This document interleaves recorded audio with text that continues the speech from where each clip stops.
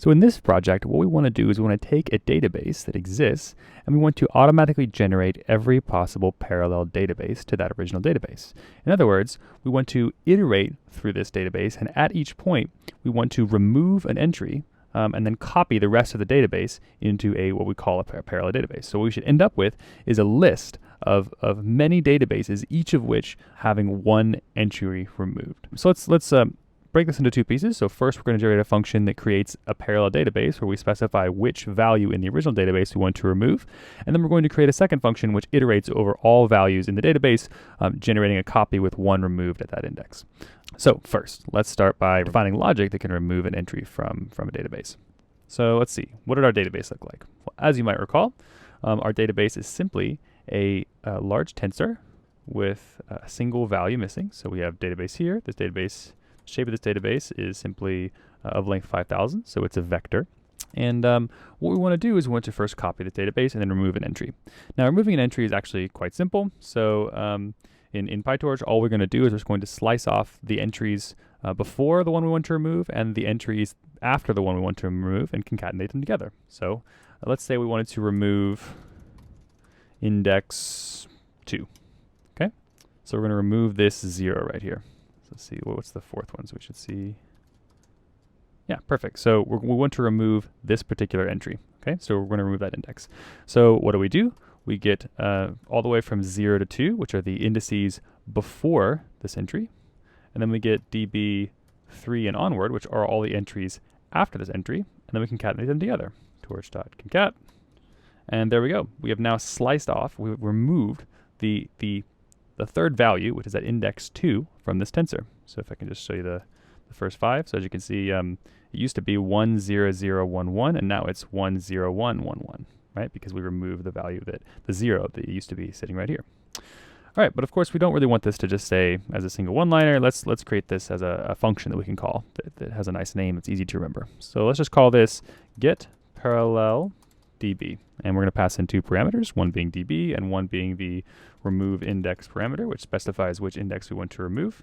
And then we're going to put this remove index here and remove index +1 here. And of course, we're going to remove that little extra piece. And now if we call get parallel db, we pass in db and we say we want to remove the third entry, we see that we still get the same functionality. We can remove the first value and the value at index 0, and it seems to work just fine. And obviously we can, when we check the shape here, whereas previously the length of the entire database was 5,000, when we remove an entry, of course, the shape drops to 4,999. Now, interesting thing, PyTorch, so if I actually passed in an index that did not exist, so some large number, it does not throw an error, it simply returns the entire database. So some nice sort of fallback by the PyTorch team. I don't believe this actually worked prior to 1.0, so great job to the PyTorch team.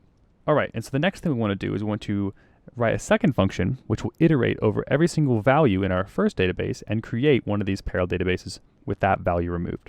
So let's create this function.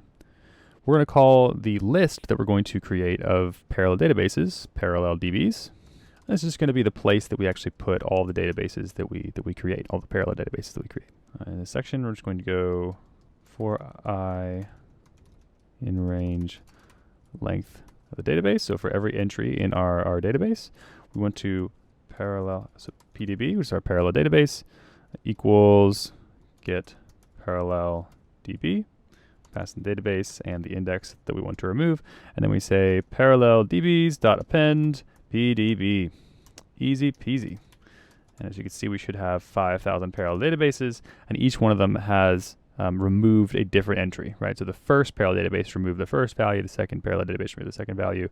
And now let's just package this up into a nice function that we can use later. So get parallel dbs, plural, pass in a database, return parallel dbs.